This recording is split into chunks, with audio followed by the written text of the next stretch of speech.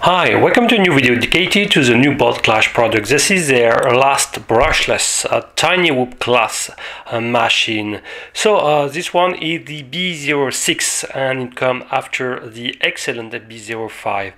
In the program for this new model, well, we will keep more or less the same ingredient. We will still have some 0703 brushless motor spinning at 15,000 kV, but bye the tiny fish F3 board, more or less for some problem with the voltage regulation and some stuff like this, and they decided to come back with a classic SP Racing F3 board, a little bit more larger by consequence, but still no built-in OSD. Okay, that's probably a drawback. So we will still have this full duct machine, and there are 4 types of receiver available. So either like mine, the FierceSky D8XM, beware, no telemetry feedback, no RSSI, or either a Spectrum DSM2 DSM-X compatible receiver. FlySky FH DS2 compatible, working in ppm, and the FM 800, and if I'm not wrong, which is a Futaba fast compatible receiver. Okay, so this bundle comes with this nice transplantation bag. Remind me a little bit the King Kong product. So let's discover this new model. Okay, so let's open the box, and immediately what we will find: the machine. Okay, I will show in few instances. Then we have below a lot of accessories. If you want, we have a white transparent canopy. So the FPV solution installed is nothing else than the F06 solution I recently reviewed. Really like this IO FPV system, but we will describe later. We have an USB to micro USB cable to connect your B06 to Betaflight. We have two bags of spare props, orange, red, and white one. We have a wrench remover tool. We have a small charger, USB 2 charger. You have these 2 type of connector. One is the 2R GST, one is 0.5 millimeters, and the other is 1.25 or 1 millimeter only. And we have some instructions. So one is dedicated to the FierceSky XM. Okay, it's not the XM Plus, it's a basic XM. So basically no RSSI, and I think you can flash a new firmware activating on the last channel the RSSI, but since there is no built-in OSD, is more or less useless to flash, because you cannot send this information to any OSD module. So classic, you have a bind button, I will explain later, and here is the full instruction of the B06 printed in color, where you will be able to find the main characteristics. Is written very small. So whatever we have, the 800 TVL camera, okay, for the F06 module with a 120 degrees of field of view. We will see in a 450 milliamps hours ATC 1S LiPo. Yeah, that's very good battery, well, on the paper at least. We have the dimension, the split check diagram, how to use the IO camera, and please check my former video.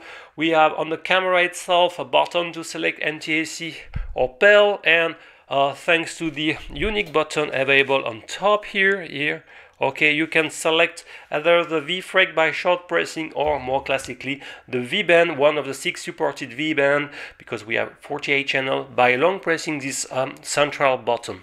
We have the list of all the 6 channels supported. Racer band is absolutely supported, and how to bind with the different we say receiver here, more for the FierceSky D8, okay, D16, sorry, I say D8, but it's in D16, and well, and we have for the Spectrum and Fly Sky. We have some default PID settings, okay, for already presets. So if you reflash a new one, please re-enter these values. Okay, so the instruction manual is correctly done, so no major problem with. Let's immediately compare. Okay, I will detach the huge battery. Wow. And let's compare with the B05 here. Look at that. So in terms of, I will say, dimension, seems to be in diagonal. We will check that fact. Seems to be more or less a tiny whoop class.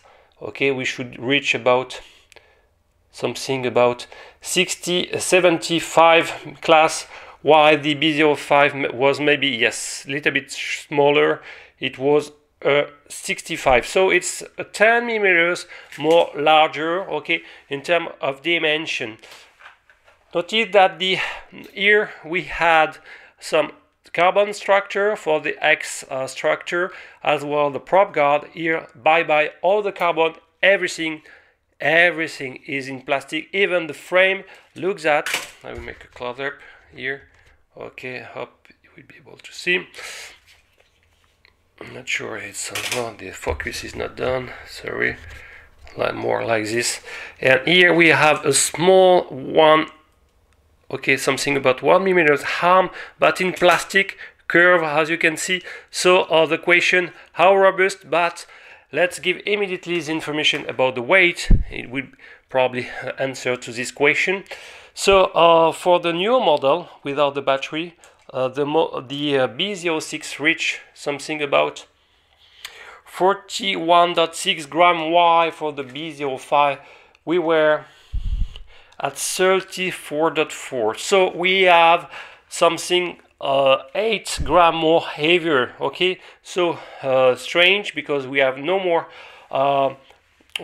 carbon, but look that they reinforce the jerk system more largely, so it's much more we say durable to frontal lateral shock at least.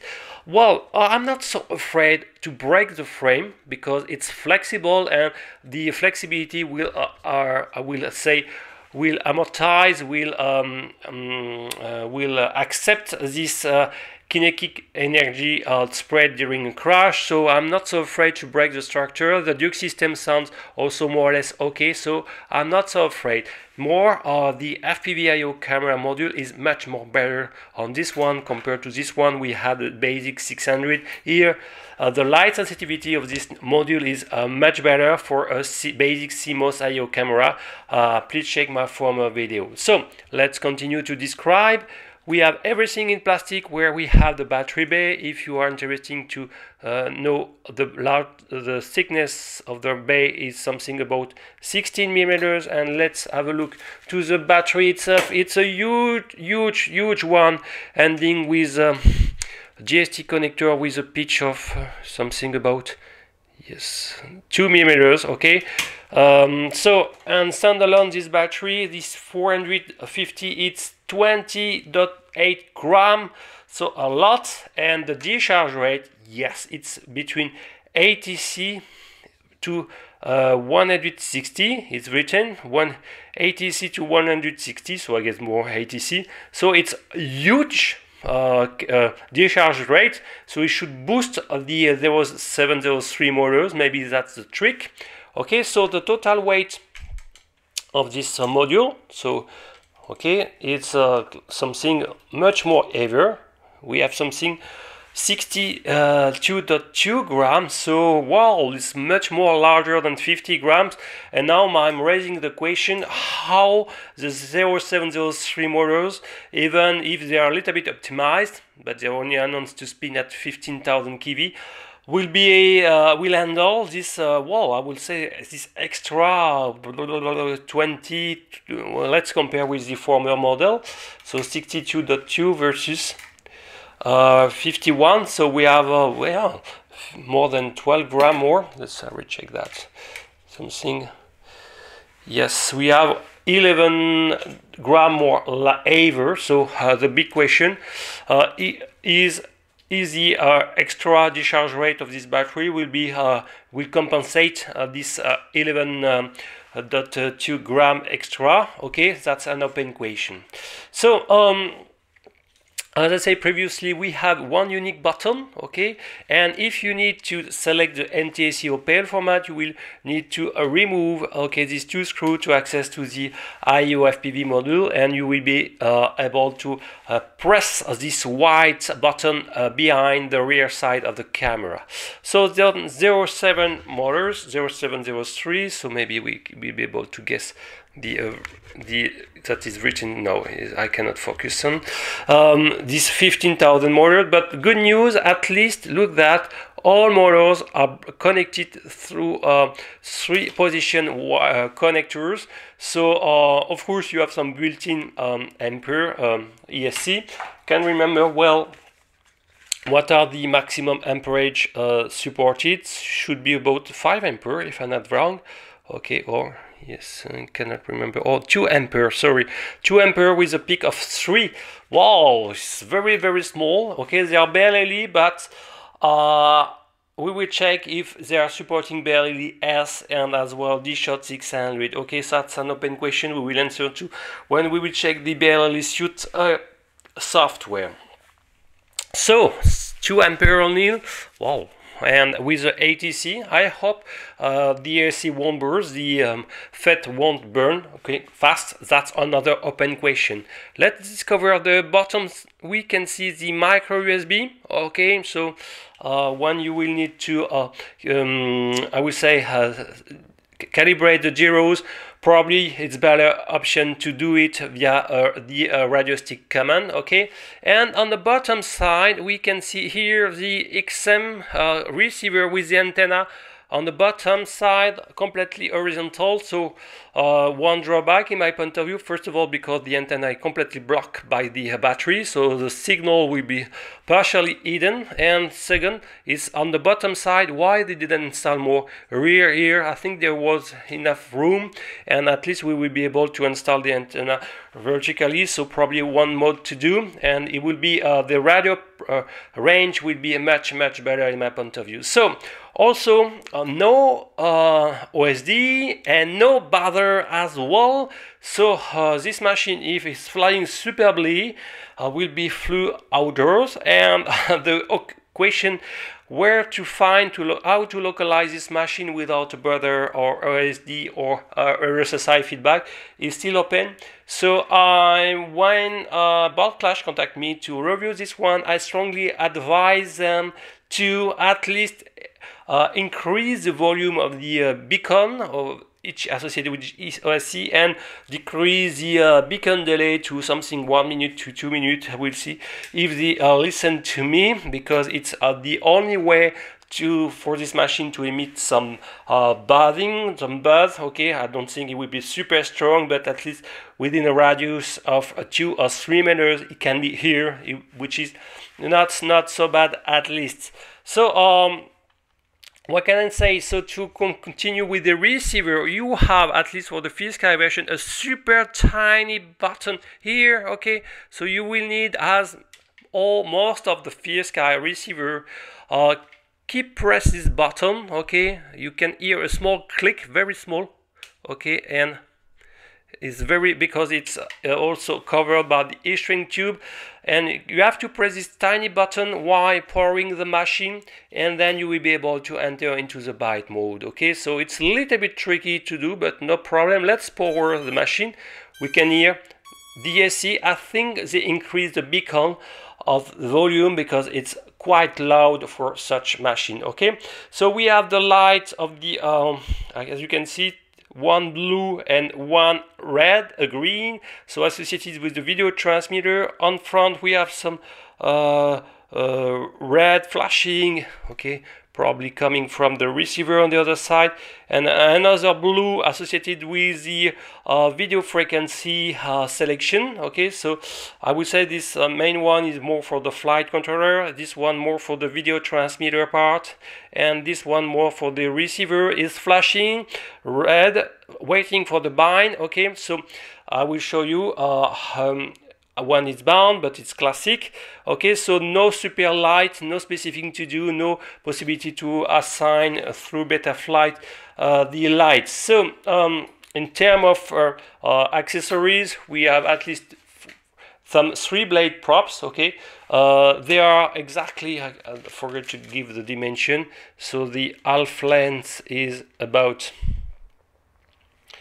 okay, something about 21, so we have some 44 millimeters of 3 blades with a high pitch props. Okay, so it should boost the performances.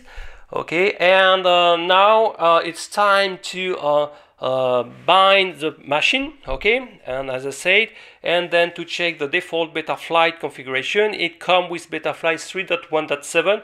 is not the ultimate one right now, but one of the most recent. So if you want to enjoy more on stability, probably you will need to flash the last 3.2.1, the actual official last build. Okay, so let's check the binding procedure right now. Okay, here is a binding procedure. So prepare your favorite radio compatible with the FierceSky D16. Here it's the my Devo 7A modded with the CC1500, or you can use the excellent new jumper of course a Taranis. Okay, but I will do it with a Devo 7A. Okay, so as I said previously, you will need to press this super tiny button here, so you can feel when you press on the with the screwdriver. You can click and then try to answer with the only one remaining and the connector. Okay, and when it's done, you should have a white so ready to press bind, and in this case we have a fast flashing red here. Okay, and then if everything is okay, I will turn off everything. Okay, and then I will reconnect, and then I've got, as you can see, a solid green light. So we will check if we have the RSSI.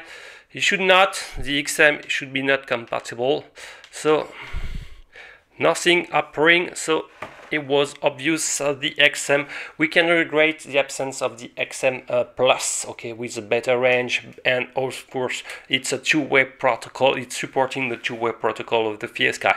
So it's relatively simple to bind this machine, no real problem. And well, to select your favorite VFrame, since you cannot really guess the two lights associated with the V-band and the VFrame of the IO camera, my advice is to set your ground station FPV monitor or goggle to the first of the band, let's say a Bosscam 1E.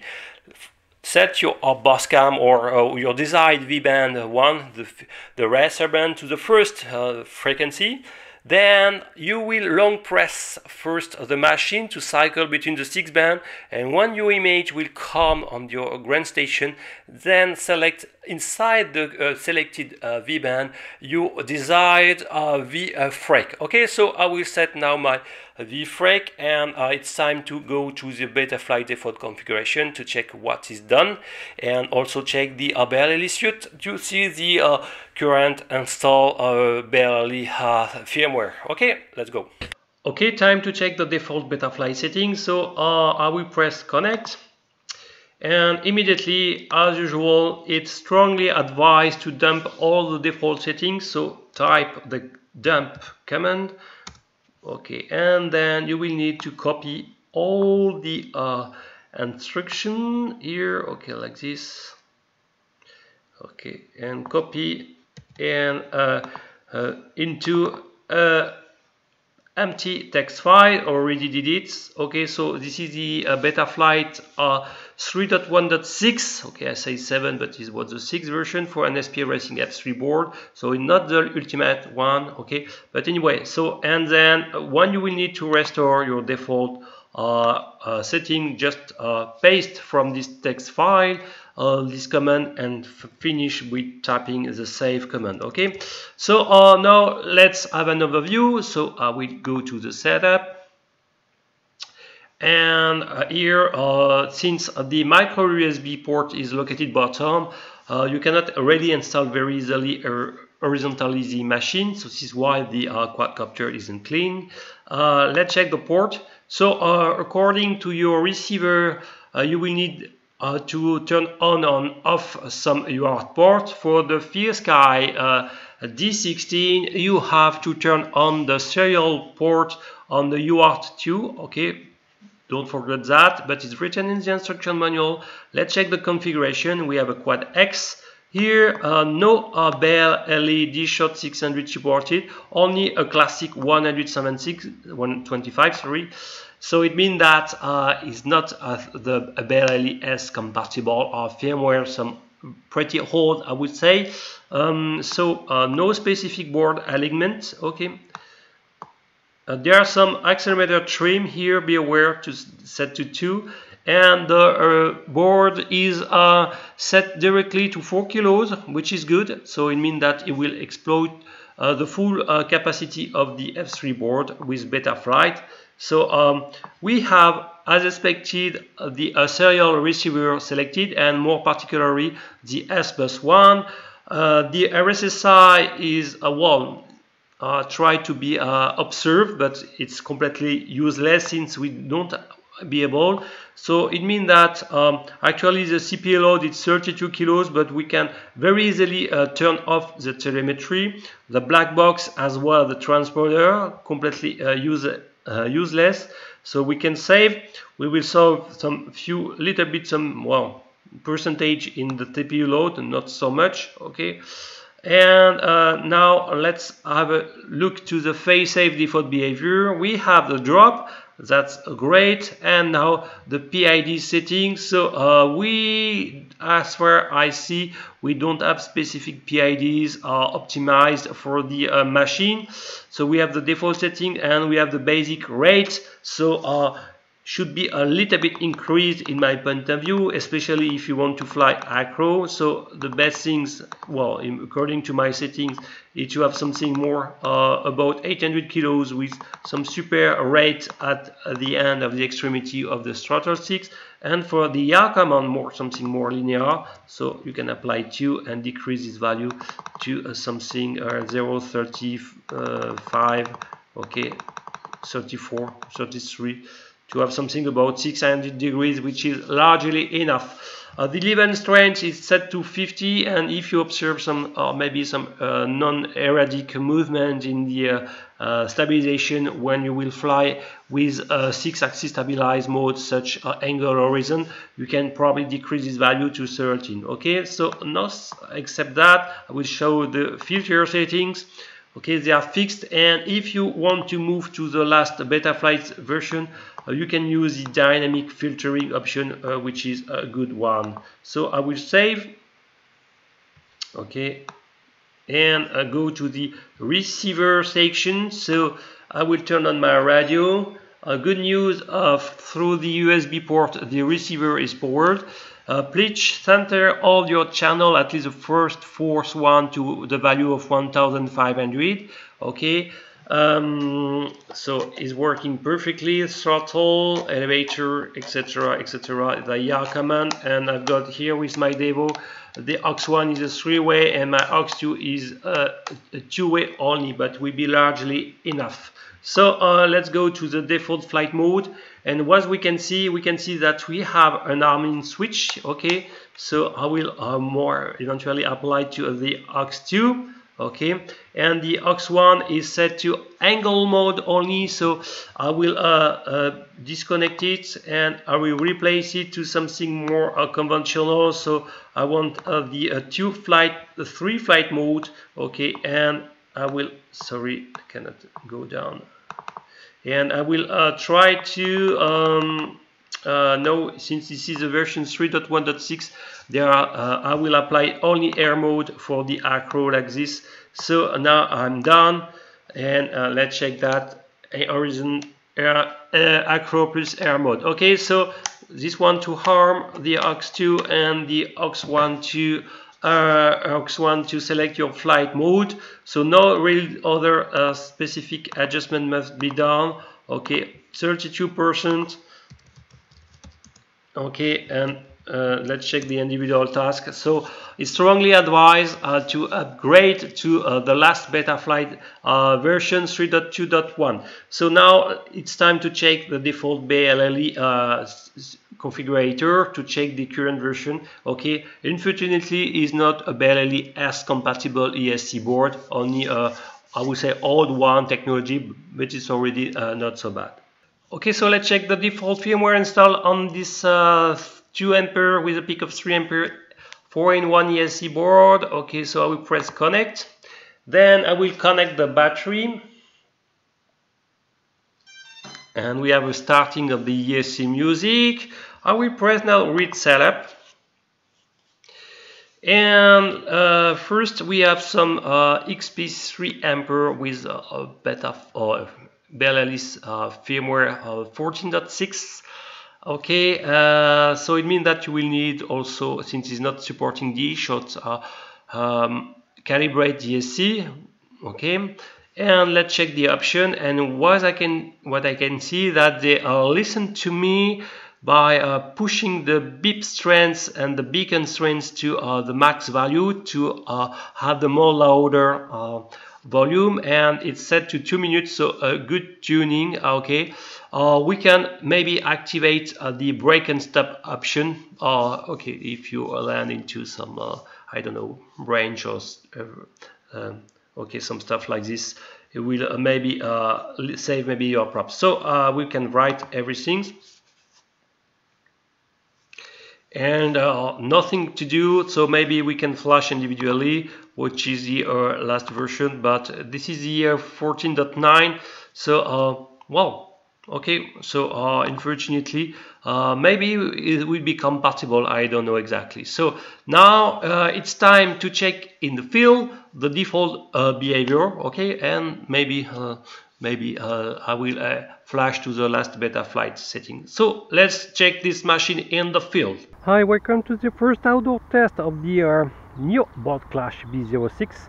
So before the first flight, be sure to bend the wires, okay, in order to avoid any direct contact of the prop with the motor of the wires, okay, so to be sure. Okay, so the main question, will this extra 11 gram will impact deeply the I would say motor thrust and punch out definitively. So is this machine can be a real acro flyer? Another way to ask the same question. So it's time to show you, at least in lost condition, this machine, the behavior with some different punch out, and then continue in FPV. Let's go. So it's time to power the machine. Okay, the ESC beeping are very loud, so I think within a radius of 2 or 3 meters you will be able to hear the ESC. So it's time to turn on my I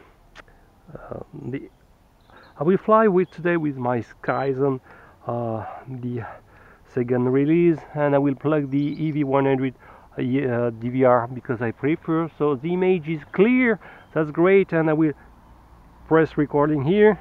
Okay, and then I will attempt a flight. Okay, so the arming switch, and let's go. Okay, so I feel this machine heavy, so let's see. Well, not so bad, not so bad. Okay, but it's a little bit heavy, but not so bad. It's flying well. Yes, flying well. So the ATC batteries is helping a lot. Okay, look that. Marvelous. Okay, Nacro, let's see. Wow, no problem. Oh, you need a bit some altitude to recover. Okay, time to fly FPV right now. You can see the punch out are not super impressive.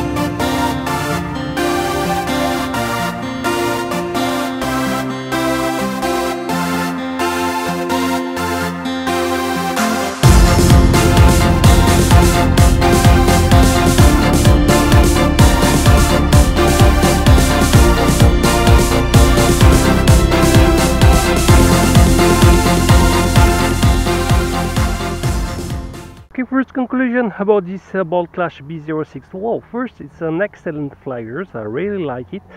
To be honest, it's lacking a bit of power. It's not a monster of power. This 11 extra gram, despite the presence of a super strong battery, you can feel it. Okay, so when you will perform a figure of flips and roll, you probably will lose a little bit some altitude, and you can notice on the flight sometimes after our turn the machine tends to bend like this. Okay, it means that some motors lack of thrust because there is not enough juice. Okay, I will say.